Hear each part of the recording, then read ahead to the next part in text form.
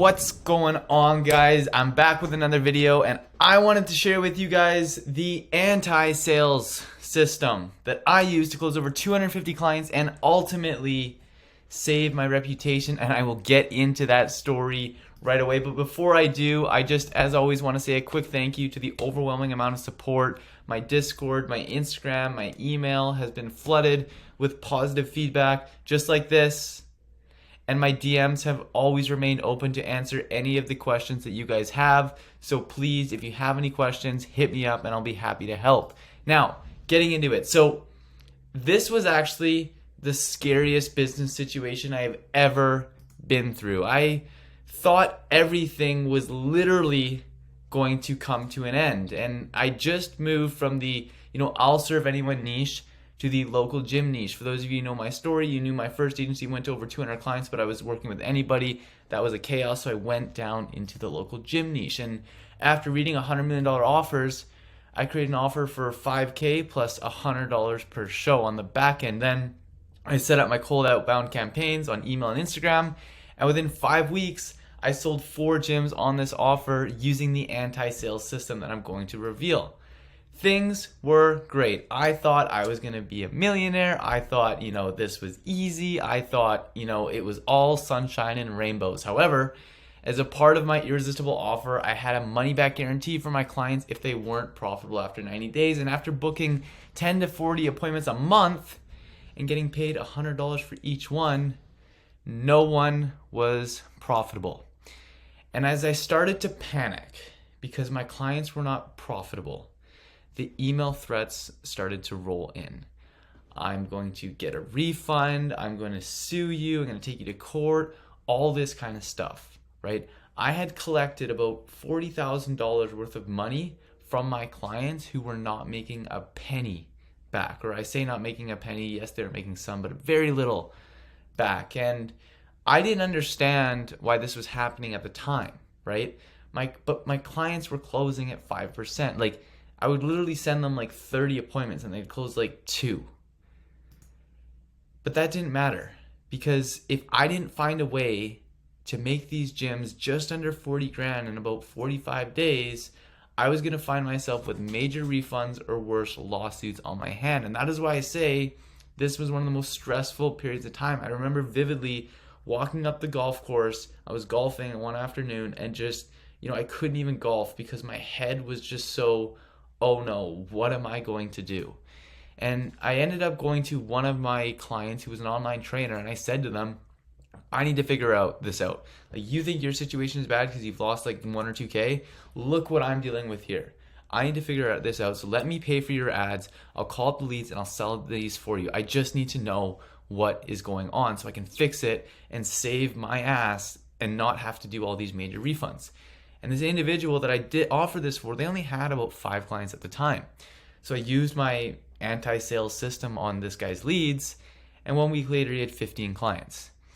And with that success, I ended up going to another gym and making the same offer. I'll run the ads, I'll call up the leads, and I'll do all that for you. And I sold 24 new members at $600 each and filled up their gym in 3.5 days. And from there, I went gym by gym by gym and saved my ass. I didn't have to refund $1, and these clients who hated me ended up hiring me for consulting after I made them profitable again, to ultimately teach them the anti-sales system. So in this video, I'm going to share with you how to instantly build rapport and make prospects trust you, how to make your prospects sell themselves on your service so you don't have to, that's the anti-sales, and then how to abolish all objections once and for all. Now, I will not take full credit for this. Where I learned how to do this was through the 3 people that have impacted me the most in my business career. Jeremy Lee Minor, he's an absolute GOAT at sales. Alex Ramosi, who we all know, like, and love, and then Russell Brunson. I took these guys' 3 teachings and I combined it into one formula that I call the anti-sales formula. So, right before we get into it, just a reminder, if you want free SMMA coaching from me, there's 2 calls a week. No, they're not booked out for the month. We just only open up the spots 7 days in advance. So if they're full right now, you can join the waitlist and you'll be first to know when they open up again. The link is going to be in the description, or if you are serious about your business, you can join our 30 days to first client challenge and get your first SMMA client in the next 30 days completely free. So now we're going to jump into a Notion asset where I'm going to break down this entire script, what it looks like, and how you can use it for your company. In the Notion, and I'm going to share with you guys how the anti-sales system, structure, framework, whatever you want to call it. It ain't a script because I don't follow scripts, how it works and how you can use it. So first of all, the dress code, right? We do not want to trigger sales resistance with our dress code, right?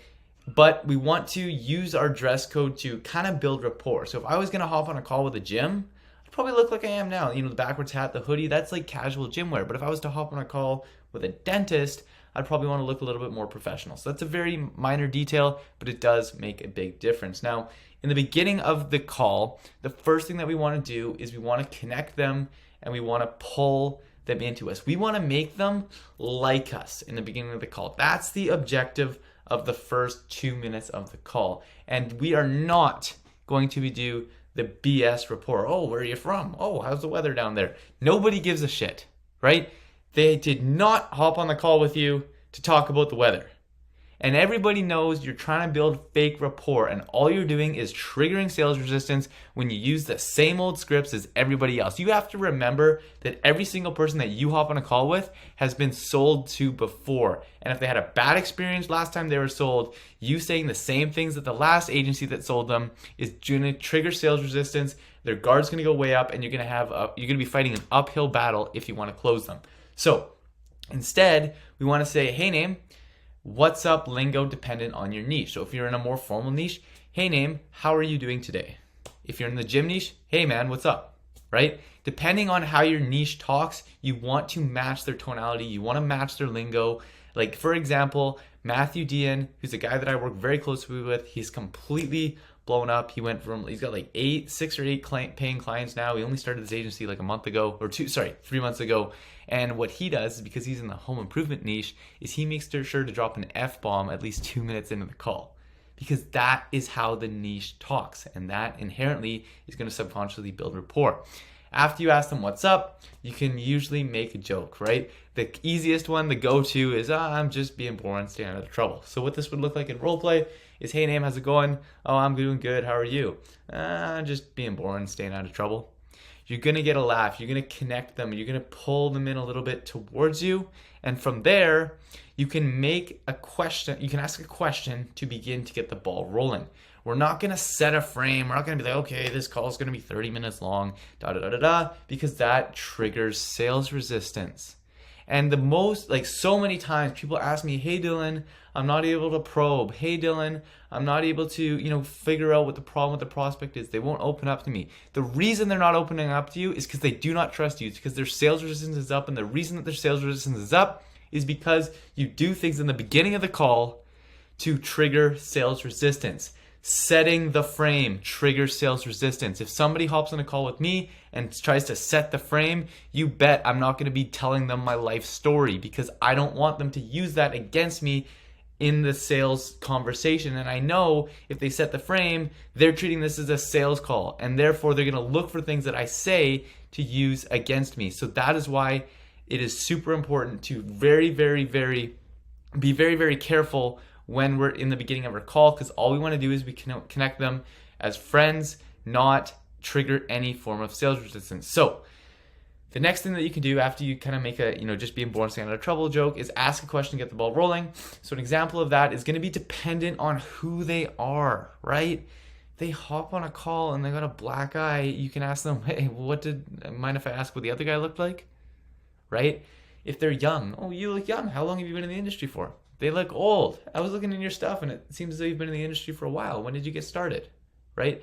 The point is you make a comment based on who they are because you're not following a script, and then that gets the ball rolling. Now, how to make prospects sell themselves on your service so you don't have to. So after you asked a little bit of question to get the ball rolling, like when did you get started?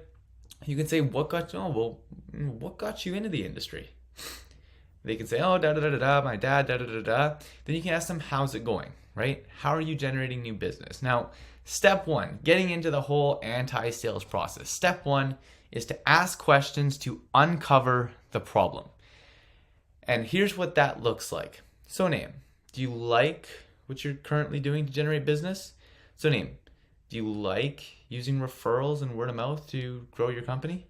So name, do you like using social media organic to generate new leads? And after you ask that question, they're going to say one of three things. They're going to say yes, no, or maybe, right? If they say yes, this is when a lot of inexperienced salespeople will panic because they, oh no, what do I say? And here we can simply go, that's not a problem, just curious. What do you like about it, right? We're being very neutral, we're letting our guard down, and they will say, oh, well, I like this and I like that. And then you can say anything else? And oh, maybe this. Anything else? No, that's pretty much it. So then in this case, you want to go, so name, to me it sounds like things are going fairly well for you. Is there anything you would change about your client generation and management if you could? And at that point, they're going to say one of two things. They're going to be, a lot of times, I would say about 90% of the time, they're going to be, oh yeah, I don't like this. And then there you've identified the problem and you can move on to the next phase of the anti-sales process. Now, if they say, no, I'm completely happy, then you attempt to end the call. And the reason you attempt to end the call is because so many times when you attempt to end the call, you show that you're detached from the sale, you're going to increase your trust, you're going to increase your authority, and then one of two things are going to happen.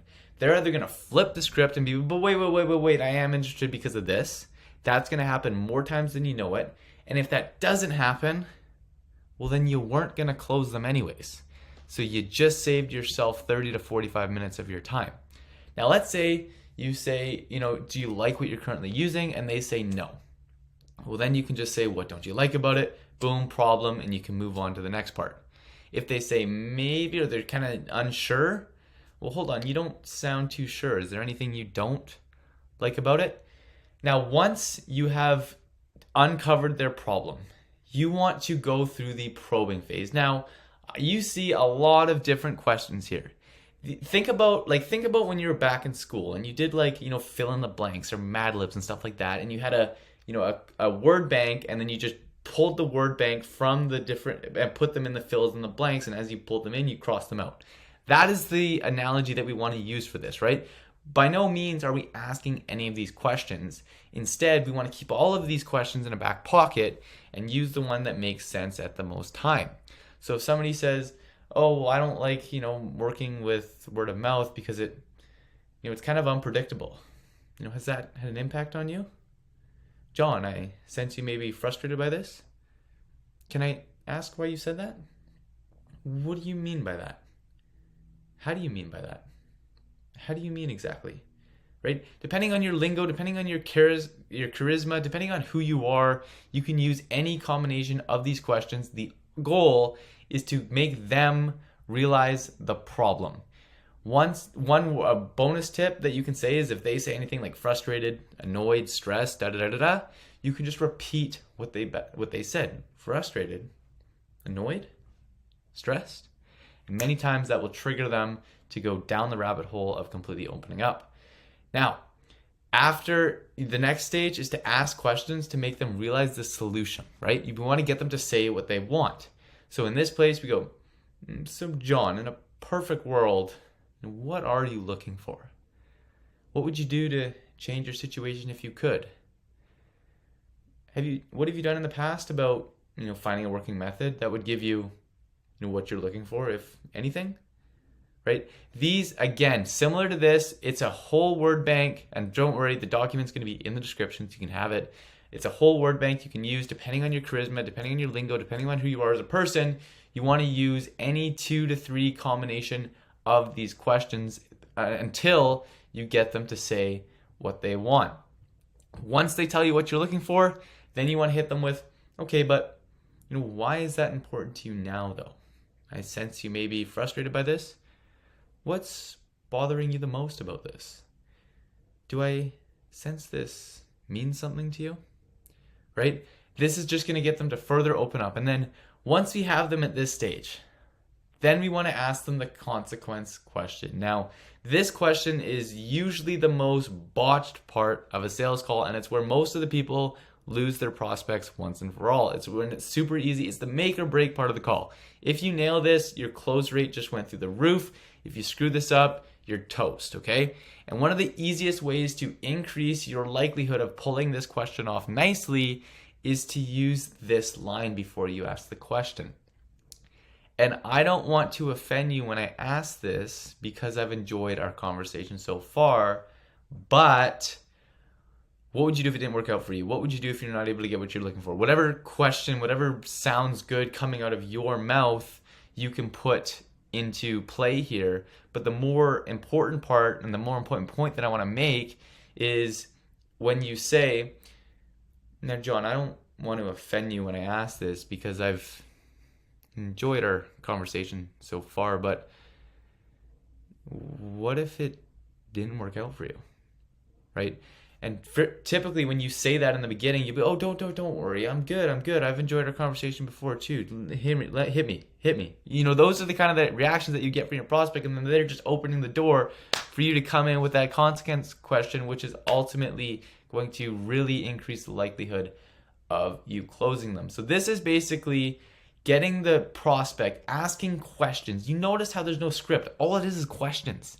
Because you need to give the prospect the illusion of control in the conversation, right? People don't like to be told what to do. If the prospect thinks that you are controlling the conversation, you're toast, okay? We have to make them feel like they're in control. And more importantly, we have to get them to come to their own conclusion that you have the right solution to their problem and you are the best person to give them that solution, right? That is why it's the anti-sales approach, because we're not selling. We're simply asking questions and getting them to sell themselves. Now, moving on. How to pitch without pitching. So step number 5 is to overview their past. So after you really got them and they just told you what happens if they don't fix this. The first thing you want to do is you want to start to address the elephants in the room, okay? You want to talk about what they've done in the past and why it didn't work out for them and explain to them the faults with their past vehicles, right? So in the fitness world, this was my go-to. This is the one that I said all the time. You know, commonly prospects would tell me, oh, I went to this gym and that gym and all that kind of stuff, blah, blah, blah, blah. So when you went to Gold's Gym, you got fitness from them, kind of, except they didn't tell you how to work out while you were there, right? No, of course not. And they didn't help you with your food, right? And if I had to guess, the only accountability call you got was if your card was declined. Haha, am I right? That would always get a little laugh, right? And you would really explain to them and show them why they failed in the past and, you know, sympathize with them and show you this is why you failed in the past and that's okay, right? One of the most powerful things that you can do to build rapport is to justify people's failures, right? It's one of the key 5. So another example is in the agency world, right? Say I've tried ads in the past. So when you ran Facebook ads in the past, you got leads, I guess, but most of them didn't amount to much, right?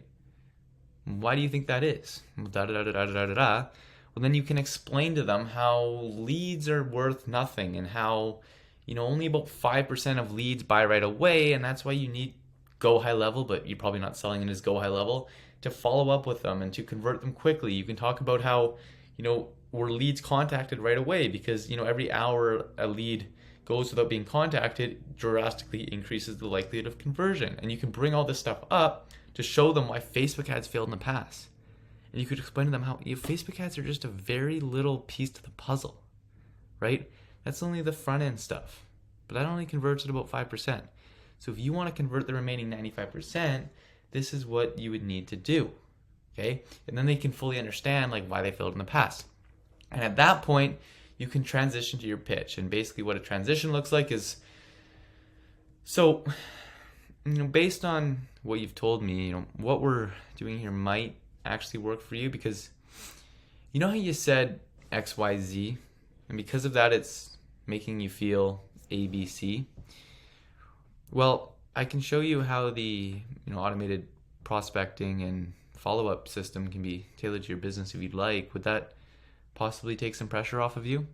We're remaining neutral, we're not triggering any sales resistance, and we're again making them feel as though they're in control of the conversation. Yes, please show me that, right? They're opening the door, giving us permission. So Here's how we get into story selling and abolishing all objections. And basically, as you've heard me say it before, we don't want to pitch. We simply want to tell stories that get our prospects to come to their own conclusion that they are right for them. So simply, we want to create stories around our products and services that make it, though, very genuine. And we also, have our prospects be able to relate to these stories so they can feel as though it's going to work for them as well. So the simple story formula, and I got this from Expert Secrets from Russell Brunson, and I can tell you this story has made me a lot of money, right? The first time I ever used this, I remember it vividly. I took a call from my phone, right? It wasn't even Zoom, right? It was over the phone. And I told them my story. And I go for the close, and I say the price and all that kind of stuff. And the prospect goes, well, Dylan, I'm not sure if you have the capacity to work with our gym or want to work with our gym, but we would, your story has inspired me and we would love the opportunity to work with you. And that was when I was like, oh my God, this is like just overpowered. So here's how to create your own story. Talk about your backstory. Like, what gives the prospect a vested interest in your journey?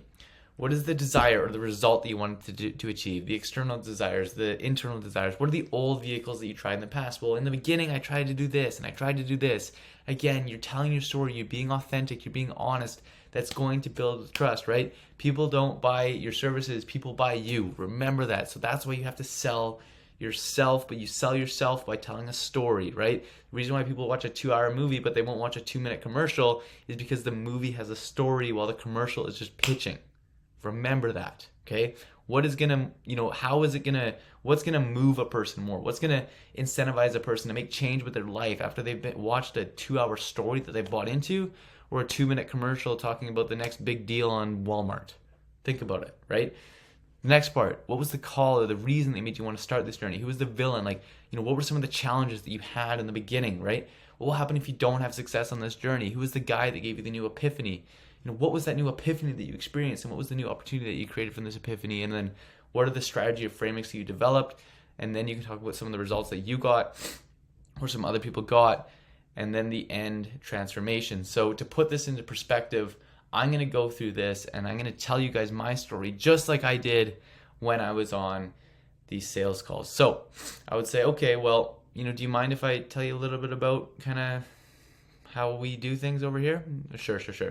Okay, well, I actually used to run a local marketing agency, and we served over 200 clients, and we were doing quite well. I was actually received some recognition for being the top entrepreneur in my county, but on the inside it sucked, right? On the outside I had a fancy car, and I was young, 19-year-old, I had money and all that kind of stuff, but on the inside it sucked because I had many nagging clients. They were cheap, and they really just sucked the fun out of my life. And I wanted to personally position myself as somebody who's more valuable, right? I wanted to become a master of one thing, and I want to build systems that would work every time, so I didn't have to stress every single day. I was under an enormous amount of stress dealing with this stuff, and that was my biggest motivation. So that's when I originally decided to niche down to the fitness industry, and I came across this lead nurture software known as Alan. And basically what they did is I would generate leads, and then they would text the leads in order to get them onto a call. And at the time, I really wanted to put all my eggs in the basket, and I had some money from my past agency, so I went on the offense. I invested over 30 grand in the courses, and I just became a sponge. I learned everything that I possibly could, and with these new lessons, I picked up 5 clients very quick, but the service delivery sucked, right? And what ended up happening was the time was ticking because I had this big guarantee at stake. My back was against the wall. I basically had this deal where if they weren't profitable after 90 days, I would refund them the difference, and nobody was profitable. So that's when I made the decision to shut off Alan, that software, and I went to one client and I put myself in his shoes, right? And I said, hey man, I will put my ads on my own card. And that's when I started to call up the leads and set personal sales calls and actually do the sales calls myself. And when we did that, we brought him 10 clients in 10 days, and he had 5 before we started. And that's when I realized that people were tired of funnels and SMS, and they wanted to talk to a real human being. So after this, I simplified the system, I brought on support, and I integrated some time-saving software. So now what we do is we run Facebook ads to find interested people. Then we have North American sales reps to financially qualify and pre-sell the leads. and then we set appointments with the gym to talk to the ready to buy leads. And then the other thing is, we only, after like going through that experience, I never want to find myself in that situation again. So in worst case scenario, that's why we have our clients only pay us after we send a pre-qualified lead to them. So after this, I went to another gym to prove this concept. We set up the system and sold 24 members at $600 in 3 days, right? In addition to that, I've done this for online trainers such as Leanne, who went from 0 to 8 clients in, I think it was 8 days. And then we also, more importantly, it's allowed me to feel like I'm in such a better place. And it's given me reliable systems that I know actually work. And I now have happy clients, which ultimately makes me fulfilled in life. Now, do you see how that's a different style of pitch than, oh, well, we run Facebook ads and we have a copywriting team and we have a da-da-da-da-da and da-da-da-da-da and da-da-da-da. Like, that's what everybody else sounds like. That's how they've been pitched before. But instead, I tell them a story to buy into my vision, to buy into my journey, and to appear very authentic, because I said it once and I'll say it again. People do not buy your products and services. People buy you. So now, after you explain to your story and you explain your, what you do, because I indirectly explained what I do, but it was in the form of a story, so it didn't feel like they were being sold, right? And all this stuff is going on and they're buying into their story and they're selling themselves, right? I haven't pitched anything. I just told a story. And they so happened to listen to the story and think, damn, I want to try this, right? And after this, you can, move into the closing time. So you want to be we don't want to be, this is when we can put on a little bit more of the pressure, but we don't want to come and break rapport at any point in this time. So you can say, does that feel as if it might be what you're looking for? And if they say yes, you can say, well, why do you feel like it is? And then boom, they start selling themselves. Well, I like this, I like this, I like this, I like this, I like this. So then, in order to reveal the price, so the investment needed to get you to, XYZ and give you access to ABC is $5,000. And then you shut up, right? Don't talk. After you reveal the price, you shut up, okay?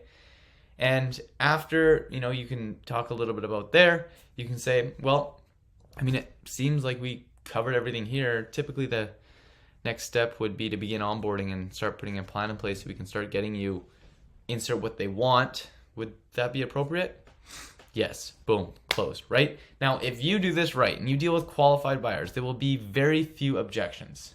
However, of course, some objections will still arise. Stay tuned, because I'll have an entire objection handling video coming out ASAP. Now, using this, my benchmark for closing was 50%. I never booked a shit ton of appointments, right? The agencies that I work with now, they book a lot of appointments. But in the beginning, I only booked 10 appointments a month. And the reason why I was able to get by only booking 10 appointments a month is because my benchmark for closing was 50%, right? So many people in the agency space, they book a ton of appointments and they close at 10%, right? Well, what's easier? To book 50 appointments or just to increase your closing percentage?